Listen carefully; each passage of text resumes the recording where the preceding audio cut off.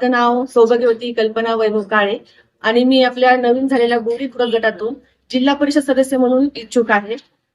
यासाठी इच्छुक आहे की गेली जवळजवळ 30 ते 40 वर्ष माझे सासरे असतील कैलासवासी पांडुरंग बाबूराव काळे असतील, तसेच माझे पती वैभव पांडुरंग काळे असतील, हे गेली 30 वर्षापासून राष्ट्रवादी काँग्रेस म्हणजे घरात म्हणजे एकनिष्ठ आहे. आणि त्यानंतर मला ही संधी मिळाली या गावासाठी, कारण कालांतरे माझे सासरे स्वतः साळवाडीचे सरपंच होते, तसेच वैभव काळे उपाध्यक्ष शिरूर लोकसभेचे, तसेच लोकनेते संस्थेचे संस्थापक आहे. आणि त्यांनी नेहमी वारंवार त्यांनी लोकांची सेवा केलेली आहे, समाजकारण केलेले आहे आणि त्यांचा वारसा पुढे चालवण्यासाठी करत आहे आणि ह्या पदासाठी मी इच्छुक आहे.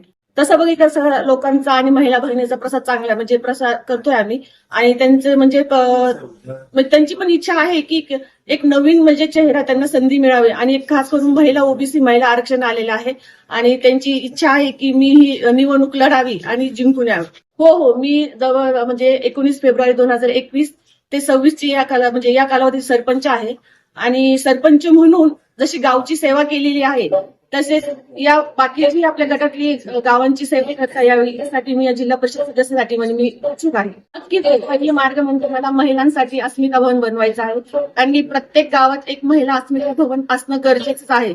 कारण की बहुतेक महिला आहे ना आता स्वावलंबी झालेल्या आहे. प्रत्येक प्रशिक्षणाच्या मार्गातून त्यांना एक असं स्थान पाहिजे की जेणेकरून ते तिथे जाऊन स्वतः कामं करतील, म्हणजे चूल न मूल न सांभाळता तिथे जाऊन ते वैयक्तिक स्वतःसाठी एक वेळ देतील. त्यासाठी मला अस्मिता भवन बांधायचंच आहे प्रत्येक गावासाठी. त्यानंतर जे आपले महत्वाचे प्रश्न असतात, जे आपले बहुतेक लोक शेतकरी आहे आणि शेती संदर्भात जे रस्ते असतात, वहिवाट रस्ते असतात, त्या संदर्भात मला कामं करायचे आहे, जेणेकरून शेतकऱ्यांचा जो शेतीमाल असेल तो व्यवस्थित नेता यावा यासाठी एक रस्त्यांची मला सोय करायची आहे. बिबट्यांचा आता आपण जे संवर्धन विभागांना सांगितलेलंच आहे, एक तर तुम्ही डायरेक्ट मारून टाका, नाहीतर मग तुम्ही इथे बिबट सफारी न आणता तुम्ही ते दुसरीकडे बिबट्यांना हलवा किंवा त्यांची नसबंदी करून त्यांची प्रजनन क्षमता कमी करा, एवढं मी उपाययोजना सांगते.